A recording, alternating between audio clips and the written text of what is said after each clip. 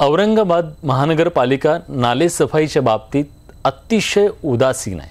पावसाळा तोंडावर आला असला तरी औरंगाबादेत नाले सफाईला गती नाहीये।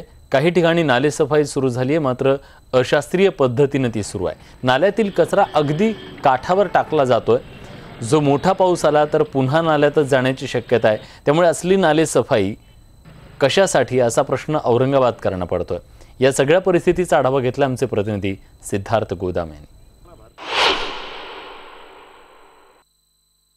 औरंगाबादेत पावसाला सुरुवात झाली, मात्र सुस्तावलेल्या महानगरपालिकेने नाले सफाई सुरू नाही केलेली, काही ठिकाणी केलेली, मात्र तीही चुकीच्या पद्धतीने।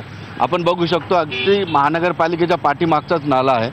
या नाल्याची थोडी बहुत सफाई केली, मात्र आपण बघू शकतो की नाल्यातला कचरा काढून तो जो आहे काठावर टाकलेला आहे आणि काठावर टाकलेला कचरा मोठा पाऊस आल्यानंतर पुन्हा नाल्यामध्ये जाणार आहे आणि हे नाले बुजणार आहेत। एकंदरीतच गेल्या अनेक दिवसांपासून औरंगाबादमध्ये कचरा समस्या सुरू होती, त्यामुळे मोठ्या प्रमाणात नाल्यांमध्ये कचरा नागरिकांनी टाकलेला आहे, तो काढण्याचं काम सुरू केलं आहे। मात्र काठावरच कचरा टाकल्यामुळे हा पावसामुळे पुन्हा नाल्यामध्ये जाईल आणि नाले ब्लॉक होतील।